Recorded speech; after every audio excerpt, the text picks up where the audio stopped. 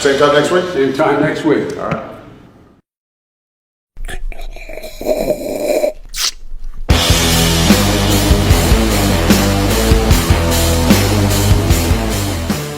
Something's wrong with Donald Trump. He's shaky, weak, trouble speaking, trouble walking. So why aren't we talking about this? And why isn't the press covering Trump's secretive midnight run to Walter Reed Medical Center? Why do so many reporters who cover the White House pretend they can't see Trump's decline? The most powerful office in the world needs more than a weak, unfit, shaky president. Trump doesn't have the strength to lead, nor the character to admit it. We're not doctors, but we're not blind. It's time we talk about this. Trump is not well. 5 years ago, Donald Trump descended to the basement of Trump Tower. For the last 5 years, he's brought America down with him, attacking health care for patients with pre-existing conditions, giving massive tax cuts to billionaires, not working families, praising white supremacists, stoking racial division, a White House in chaos, losing 300,000 jobs in a failed trade war with China, locking children in cages. He ignored science on coronavirus and misled the American people, stating it would miraculously go away. It didn't. Now, over 100,000 dead Americans, 20 million jobs destroyed, recession. No, I don't take responsibility at all. He shredded our alliances and turned our military on American citizens. You have the power to end the descent of our nation, to choose justice, unity, leadership, because we can't afford 4 more years of Trump. I'm Joe Biden, and I approve this message.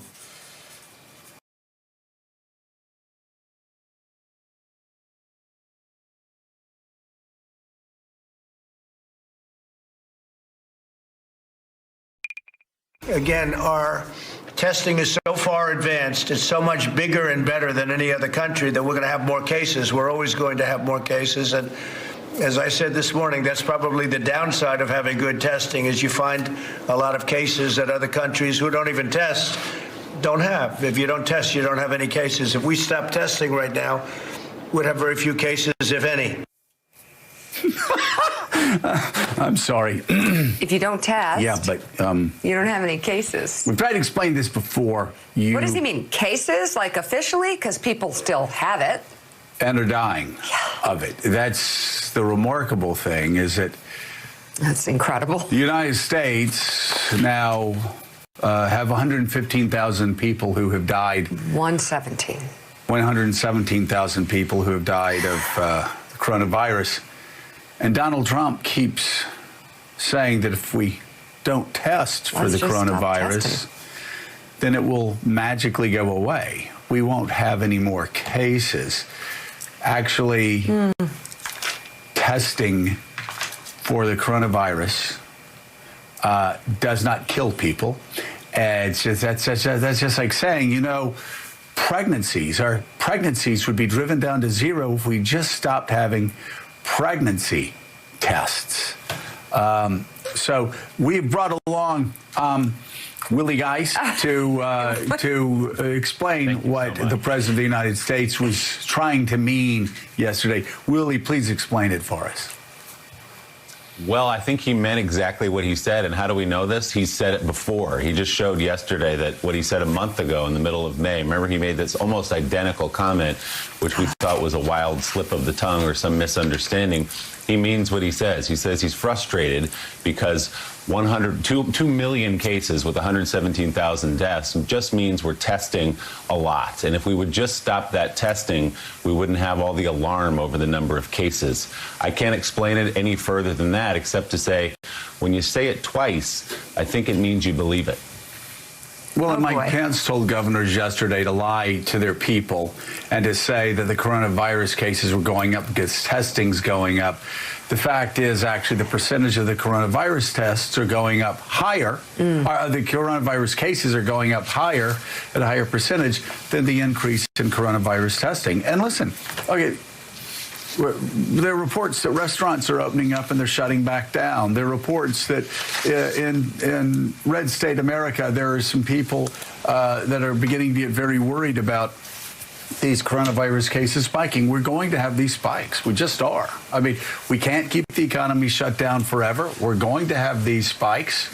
And it's going to be difficult. There's going to be a lot of stopping and starting, especially if we're being reckless about it as a country. I don't think we will. I think some people are being really reckless about it.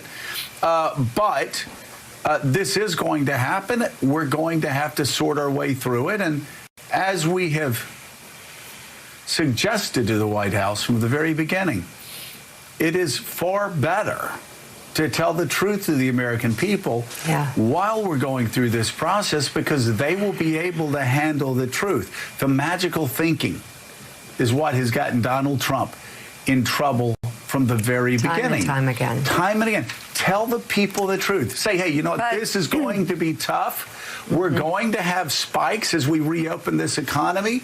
There are people that are going to get sick, and unfortunately, there are people who are going to die. And as we get to the fall, we're going to have an even greater challenge if history is any guide. And we're going to have to go through all of this together as a nation, but we can do it. We can keep the economy open, still social distance, still wear our masks, still protect people, but we're going to have to do it as a country. Not the magical thinking, not that this is going away and not coming back in the fall, and not saying that the cases are rising because our testing's rising, because that's just not really accurate. Well, the magical thinking ends with the coronavirus. I think the president thinks he can have his magical thinking, but the American people see it in the numbers of people that are falling ill and dying. And it'll be so interesting at his rally, where they're going to be handing out hand sanitizer. They're going to be providing masks. They've had people sign disclaimers. There's a real sort of confrontation between Trump's bravado, where he thinks he's macho when he doesn't wear a mask, and the people he's going to be speaking to, most of whom should be wearing masks, at the very least, and most of whom probably shouldn't be there. Not most. All should be wearing masks, just like everybody. Well, unless you have the antibodies, I guess. No. But I guess you can everybody should be wearing masks if they're inside an arena. Absolutely. And even people that are outside marching that aren't inside of an arena. If you're marching and you're not wearing a mask, you're putting the lives of your parents, your grandparents, and people in your family with underlying conditions at risk. So everybody should be wearing a mask if they're out among crowds. Republicans or Democrats, independents, Marxists, anarchists, libertarians, it doesn't matter. If you're out in crowds, please protect yourself, protect others, protect your family members, wear a mask. So solving problems anymore. It's still uneven, but I got tested this week. It was fast and easy. You should definitely do it if you think you have had any exposure. But increased testing doesn't explain all these cases. And once again, the government is trying to make excuses. Our testing is so far advanced, it's so much bigger and better than any other country, that we're going to have more cases. We're always going to have more cases. And as I said this morning, that's probably the downside of having good testing, is you find a lot of cases that other countries who don't even test don't have. If you don't test, you don't have any cases. If we stop testing right now, we'd have very few cases, if any. I mean, how nuts is that? There is no downside to testing and finding out where the virus is. If we stop testing right now, we'd have very few cases. It seems almost insane in June to have to say this, but the virus is the problem, not the measurement and identification thereof.